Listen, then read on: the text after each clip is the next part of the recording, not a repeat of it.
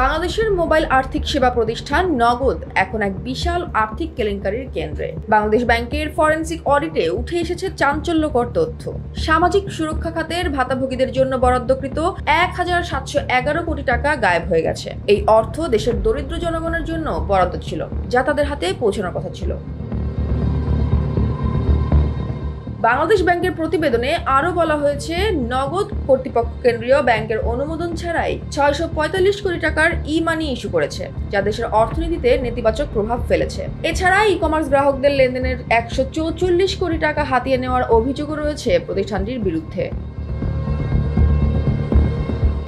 নগদের সাবেক ব্যবস্থাপনা পরিচালক তানভীর এম মিশুক ও তার সিন্ডিকেটের বিরুদ্ধে এই অর্থ লোপাটের অভিযোগ উঠেছে। বাংলাদেশ ব্যাংক ইতিমধ্যে তাদের বিরুদ্ধে মামলা দায়ের করেছে এবং ফরেনসিক অডিটের জন্য আন্তর্জাতিক অডিট ফার্ম KPMG-কে নিয়োগ দিয়েছে। এই কেলেঙ্কারির ফলে দেশের মোবাইল ফিনান্সিয়াল সার্ভিস খাতে আস্থা হ্রাস পেয়েছে।